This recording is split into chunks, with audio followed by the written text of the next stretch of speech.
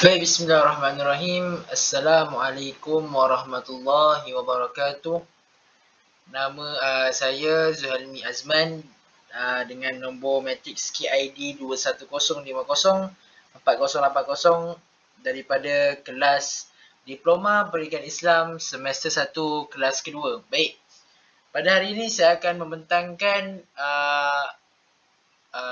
kerja khusus asas psikologi tentang perbezaan individu dan faktor yang mempengaruhi perbezaan tersebut yang berkaitan dengan diri saya. Okey, baik. Sebelum kita mulakan dengan perbezaan-perbezaan yang saya akan berikan sebentar lagi, saya akan memperkenalkan diri saya terlebih dahulu.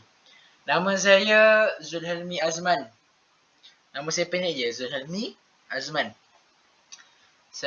Nama panggilan yang diberi pada saya sama ada Zul, Helmi ataupun Amy.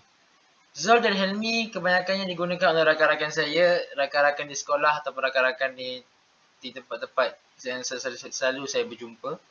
Amy ni hanyalah untuk orang yang betul-betul rapat dengan saya. Maksudnya macam keluarga, kawan-kawan rapat saya dan sebagainya lah. Memang akan panggil saya Amy. Okey, saya lahir pada 14/8/2003 dan saya adalah anak ketiga daripada 3 orang adik-beradik. Akak saya yang sulung bernama Nur Hazrina, berumur 33 tahun dan telah pun bekerja dan telah pun berkahwin. Dia dikurniakan 3 orang anak, iaitu seorang lelaki dan 2 orang kembar lelaki perempuan. Maksudnya 2 lelaki, 1 perempuan. Akak kedua saya bernama Nurul Salwani Azman, berumur 20 tahun ini dan masih belajar di Politeknik Merlimau, Melaka. Dia mengambil diploma perniagaan. Okey, baik. Saya dilahirkan di Hospital Muar, dilahirkan di Muar lah, dan masih menetap di Bukit Pasir Muar. Jadi saya masih berada di daerah ini, saya masih menetap di Muar. Okey, baik. Ayah saya seorang peniaga dan ibu saya seorang pegawai kerajaan. Ayah saya berniaga lama dah, sebelum dia kahwin dia dah berniaga. Alhamdulillah lah. Okey, baik. Kita teruskan dengan perbezaan individu saya yang pertama, iaitu fizikal.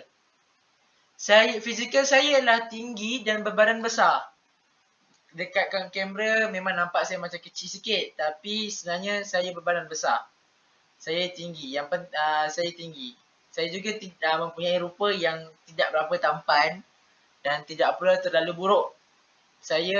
Kiranya saya macam orang kata, muka saya ni bukanlah attraction untuk para wanita di luar sana. Gitu. Tapi kalau betul-betul ada yang sayang saya, insya-Allah ada nanti satu hari nanti. Dia tak kisah pasal rupa saya. Okey. Kita berbalik pada tinggi dan badan besar tadi. Saya tinggi dan badan besar saya dipengaruhi oleh faktor baka saya. Sebab saya tengok daripada keluarga ayah saya, daripada adik-beradik dia, semua tinggi-tinggi. Semua badan-badan, semua badan-badan bidang. Jadi saya punya fizikal mungkin daripada faktor baka. Okay, teruskan. Kognitif dan mental. Saya ni seorang yang susah untuk memahami sesuatu perkara yang baru. Contoh maksudnya macam masuk topik baru, saya susah nak faham. Tapi kalau saya betul-betul minat, saya akan betul-betul belajar. InsyaAllah saya betul-betul belajar, baru saya boleh faham. Macam tu. Saya juga seorang yang berkebolehan berimajinasi. Masuk kebolehan berimajinasi ni, contohlah kawan saya kata, 2 hari lepas aku bawa balik Cameron. Aku bawa balik ladang strawberry. Jadi saya boleh bayangkan dia dekat ladang strawberry bersama rakan ataupun keluarga dia. Saya boleh bayangkan daripada dalam otak saya dia apa yang dia buat kat sana, contoh. Okey. Saya juga seorang yang berfikiran logik. Saya susah nak berfikir dalam kotak. Saya hanya boleh berfikir jika ada fakta dan ada bukti. Kalau ada fakta dan ada bukti cukup, baru saya boleh berfikir. Maksudnya berfikiran logik lah. Saya juga seorang yang mudah menerima dan memberi maklumat. Saya mudah menerima maklumat, tapi untuk memahami maklumat tu makan masa yang lama. Tapi saya boleh memberi, once saya dah faham, saya boleh memberi maklumat tu dengan cepat. Saya akan senang untuk bagikan maklumat kepada orang lain. Okey, ini mungkin ada faktor baka dan faktor persekitaran. Baik, seterusnya. Emosi. Saya seorang yang periang. Saya juga seorang yang penyayang. Saya Maksud saya seorang penyayang kat sini adalah saya suka ambil berat tentang kawan saya, family saya, orang-orang yang rapat dengan saya. Saya akan tanya kenapa, apa masalah ke. Saya akan tanya, ambil berat pasal diorang, saya tak nak diorang sedih. Jadi saya akan sentiasa memastikan rakan-rakan saya tidak sedih dan tidak pendam perasaan. Sebab apa, saya ni jenis seorang yang suka membendam perasaan seperti puan boleh tengok dalam slide saya. Saya seorang yang suka membendam perasaan saya. Ya, jadi saya tak faham sangat kalau ada masalah dipendam dalam hati, lama-lama dia akan sakit sangat. Satu, kalau saya bagi tahu kawan-kawan saya, kalau ada masalah bagi tahu. Kalau ada masalah apa-apa, jangan simpan, jangan pendam, bagi tahu. Nak kongsikan pada saya, kongsikan saja. Jangan risau. Okey, kita teruskan seterusnya. Saya seorang yang suka membuat orang terhibur walau dalam keadaan saya sedang sedih. Saya ni, walau saya tengah sedih macam mana pun, contoh nak pergi sekolah daripada rumah, pagi-pagi contoh dah kena marah dengan keluarga, dah kena ada masalah family, kena marah dengan ayah, kena marah dengan ibu ke, apa masalah apa, tak kisahlah. Tapi sampai je sekolah, saya buka topeng saya yang bermasalah, yang sedih tu, saya tinggalkan kat rumah. Dan saya pasang topeng saya yang periang kat sekolah. Jadi orang takkan tahu yang saya tengah sedih, saya tengah apa. Sebab saya, macam tadi saya kata, saya suka pendam perasaan saya. Tak nak bagi tahu orang lain. Okey, ini adalah daripada faktor persekitaran. Okey, teruskan. Tingkah laku. Saya ni seorang yang peramah. Saya mudah untuk bergaul dengan orang walaupun baru kenal. Dan walaupun tak pernah jumpa pun. Tapi saya boleh bergaul. Contoh macam sekarang kita belajar melalui Google Meet, Microsoft Teams dan sebagainya, daripada WhatsApp. Tapi saya boleh bergaul dengan rakan-rakan baru sebab saya tak nak ada awkward situation. Jadi kita nak tanya ke, nak minta tolong ke, senang. Macam tu. Kita teruskan. Saya ni seorang yang pemaaf. Saya seorang yang suka maafkan orang walaupun besar mana pun salah daripada saya. Contoh macam kawan saya, macam kawan saya sendiri, yang kawan rapat saya sendiri yang pernah tikam belakang saya. Lepas tu, tapi saya tetap nak tolong dia kalau dia ada masalah. Contohnya masa dia ada minta tolong saya lepas kejadian tu, tapi saya tetap tolong dia. Sampai rakan-rakan saya kata, kenapa kau tolong dia? Kau tahu pun dia pernah buat apa dengan kau. Tapi saya kata, mungkin sekarang dia ada buat macam tu kat aku. Tapi contohlah aku tengah masalah, mungkin satu hari nanti dia akan tolong aku pula. Macam tu. Saya sentiasa akan berfikiran positif tentang orang lain. Okey, saya juga seorang yang pendiam. Saya jenis suka bersendirian lah, tak suka bercakap sangat. Kalau dalam kawasan-kawasan yang berkerumun atau berkelompok dengan ramai orang.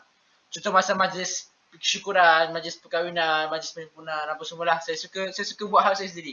Saya tak nak bercampur sangat orang lain sebab kalau tak ada benda tak panggil saya diam je.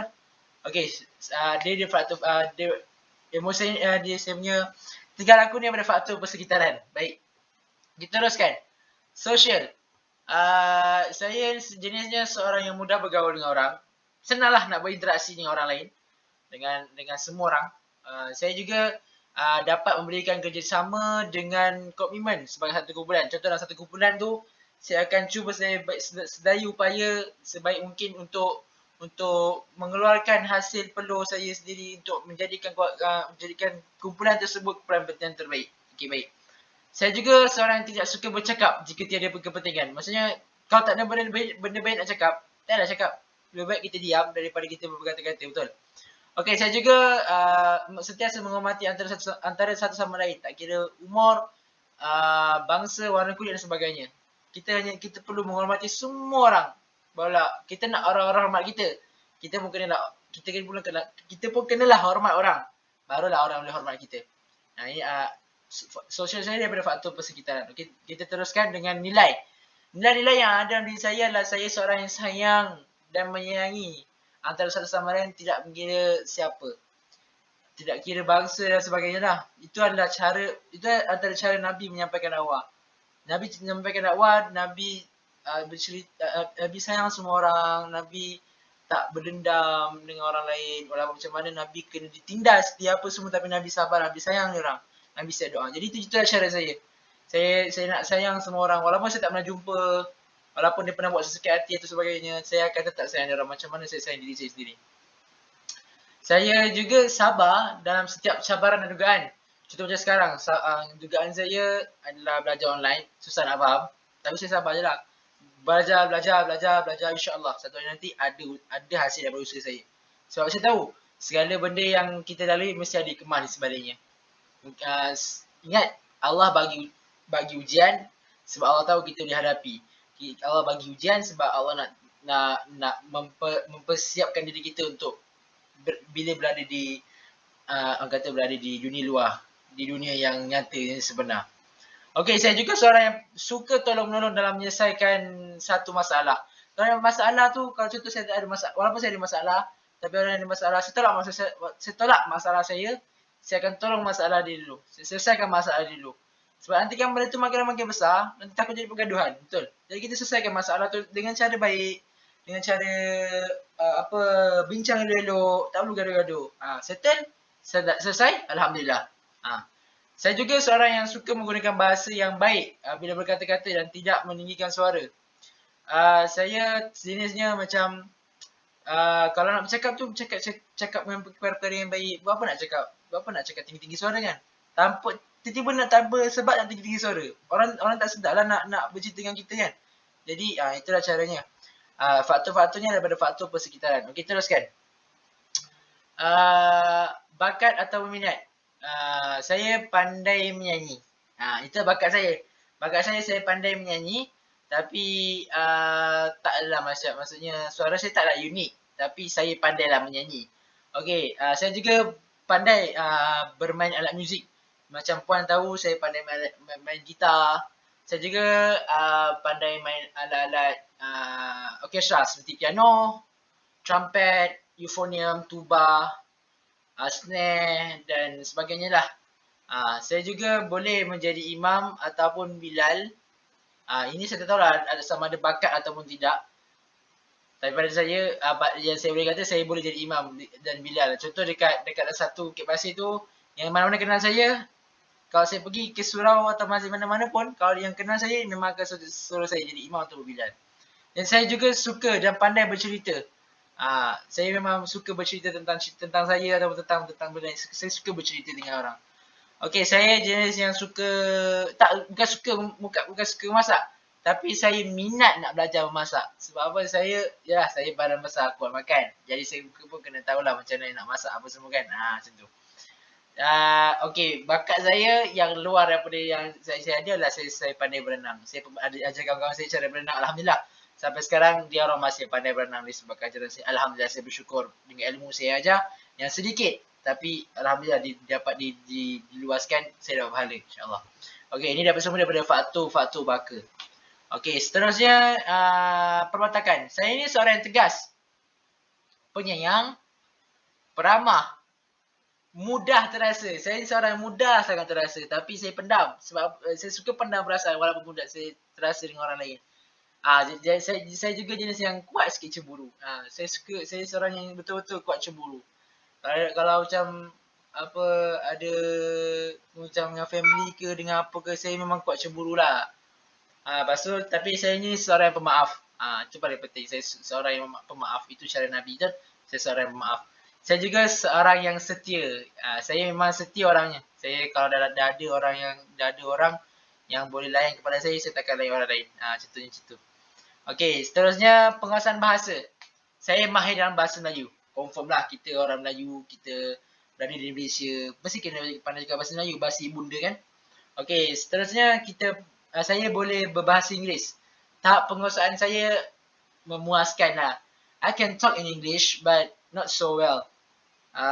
Kalau ada regu, if someone berinteraksi dengan saya dalam keadaan bahasa Inggeris, saya akan campur-campurkan lah jadikan Menglish gitu. Saya bolehlah cakap bahasa Inggeris sikit-sikit walaupun masih gagap-gagap. Tapi tak apa, saya akan cuba. Dan bahasa ketiga saya adalah bahasa Mandarin. Saya pandai bahasa Mandarin dengan tahap penguasaan saya sederhana. Saya sekolah SJKC, Sekolah Jenis Kebangsaan Cina, daripada darjah 1 sampai darjah 6. Itulah antara sebabnya saya boleh berinteraksi dalam bahasa Cina. Okey.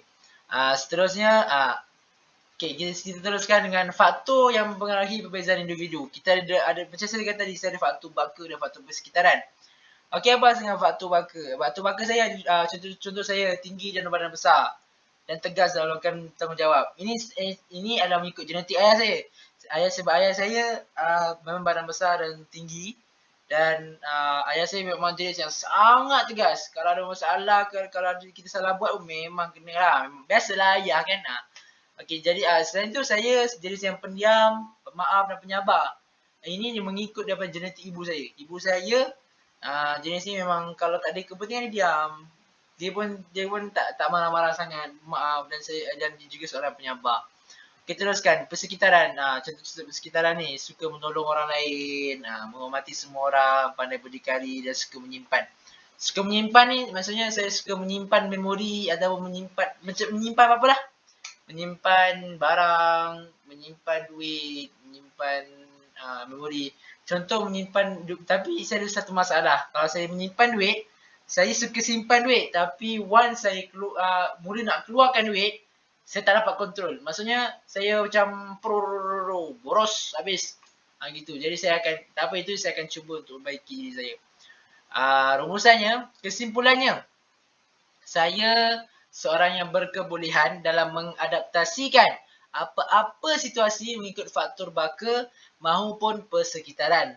Perkara ini dapat meningkatkan kepercayaan diri saya supaya saya lebih berani apabila perlu membuat keputusan sendiri, dan maksudnya bila saya dah kena hidup secara bersendirian di luar. Oleh itu, saya akan membuat pemerhatian, menilai dan menganalisis sesuatu perkara sama ada perlu diterapkan dalam diri atau menjauhkan diri darinya. Contoh maksudnya kalau sebelum saya nak buat perkara tu, saya akan cek semula betul tak, buat macam ni okey tak, buat macam tu betul tak, ada masalah ke, barulah saya boleh buat. Okey. Itu sajalah daripada saya. Saya Zuhairi Azman, KID 2150 4080. Mengundurkan diri dengan ucapan wabillahi taufiq hidayah.